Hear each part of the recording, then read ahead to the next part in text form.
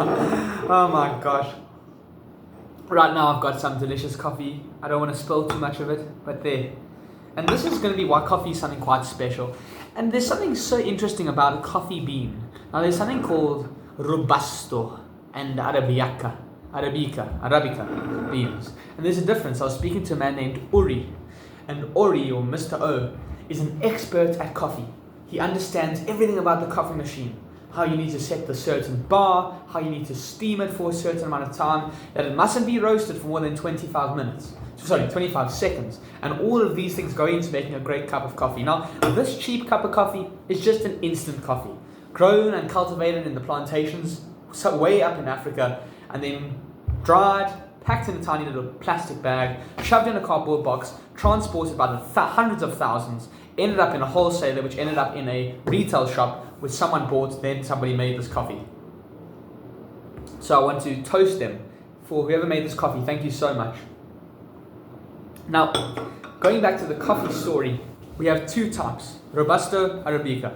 And according to that coffee expert named Uri, he says that when he walks into a cheap coffee shop, a cheap establishment, they are using Robusto beans, which he says have an acrid, dry, and disgusting smell. And he says he can't even spend any time there. Now, there are some people who have a palate for these sorts of things. For example, when it comes to tobacco, they can smell the different notes. They can smell the vanilla and the cherry and the spice and the oak and the ash inside that cigar or inside the tobacco, which allows them to have the palate for it to pick out the notes. And I believe the same thing could be said about coffee, not particular instant coffee, but when we use different beans, there's light roast, medium roast, and dark roast. And when I was in Durban for holiday a long time ago, actually in this last year in December, and we stayed at a fancy restaurant. We were really blessed to stay at a 5-star hotel. Now in there they had all these coffee little sachets. They call them Nescafe or Nespresso. And there was actually a fancy little book or pamphlet which explained all the different ones, kind of like entry level or easy roast, medium roast, and dark roast. And with the Nespresso, it was explaining how there's different notes. So one of them was called the Drakensberg. Drakensberg are mountains within South Africa, mountainous regions. And if you're lucky, you might even see snow there from time to time. Not up in Johannesburg, but down by the Drakensberg. Just a little bit of South African culture for you. So there it said the Drakensberg Mountains, the Drakensberg Nespresso. And on it was saying that the notes are spicy, it's medium bodied with vanilla and toffee notes. And I was thinking, well, coffee isn't as simple as just putting instant coffee and some milk in a cup. It goes beyond that. There's an intricacy, and it's a whole world that already this master coffee drinker and master coffee aficionado explained to me. It's not just about the coffee beans and roasting it. As I said, it's the bar on the machine, what kind of machine, what the pressure is it being steamed? I never knew how to make a cappuccino, but my grandmother named Denise showed me how to make it. What's beautiful is she has this very old and broken coffee machine, and it's impossible to figure out how it works. I clicked the machine on, it goes as if it's grinding the coffee beans. Then lights start to flicker. There's a hot water and there's some sort of milk container, milk compartment. And I don't even know if that is a milk compartment, but the light starts flashing and there's a certain routine. You have to press water, wait 20 seconds for the light to stop. That means the water's boiled. And there's a whole process to get that coffee machine to work. And I couldn't figure it out. So I said, Granny, please will you show me how to make coffee? She came around to the machine. She showed me this is how you do it. We filled up the water. She said, you press this button, wait 20 seconds. Goes 20 seconds later, water's boiled. But that means I can steam it. Now, how do I make the coffee? Because I love a cappuccino, but I've never made one myself. So here's how I learned how to do it. This is why coffee is quite an interesting thing. It extends beyond just instant coffee. So what I did was, I took a cup. Granny said, fill it with milk. So I filled it with milk. I put it under the steam part of the coffee machine. And now that we had boiled the water, I pushed this lever which went down and it went shh, shh. And as I steamed it, the milk started to froth. She said, right, you hold that for between 10 to 15 seconds. Shh, boiling hot steam pushed itself into that milk, causing it to froth. That was part A. Part B was getting the actual shot of espresso. So how did I do that? I got a cup very similar to this one. Excuse me. And then she showed me how to grind the coffee beans so that you can get that espresso essence. She has an Nescafe machine. So I take the cup, put it under. She says, now we boiled the water, forget about that.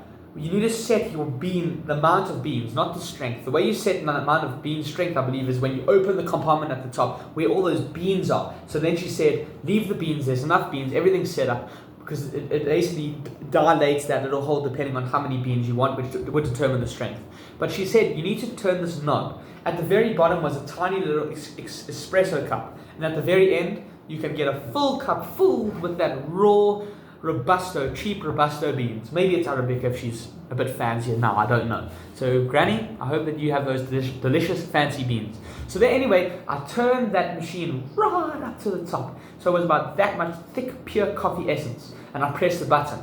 Again, it went and filled up my cup with coffee. That raw essence, I took the milk that I'd frothed and steamed, and I put it inside the coffee cup, stirred it up, and just like that I made a cappuccino.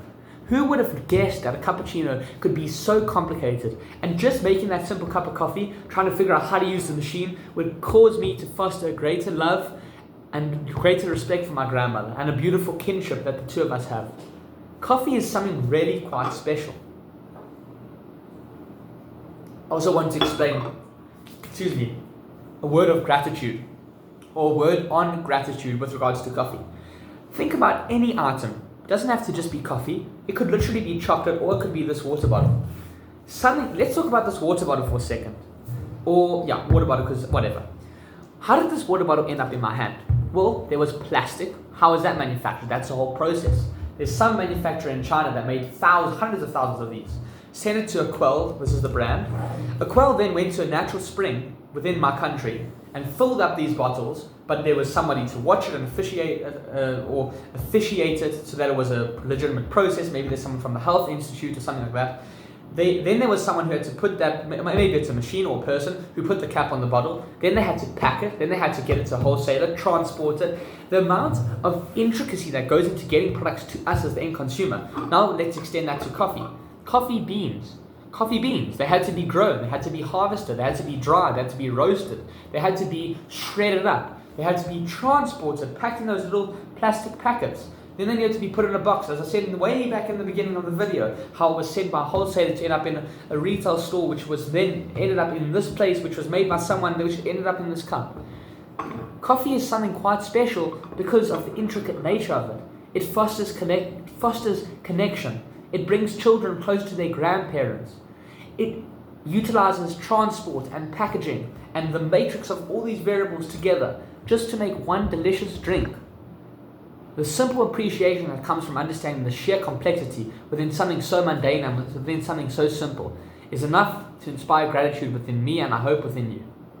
So what will you be grateful for today? And that's the interesting thing about coffee.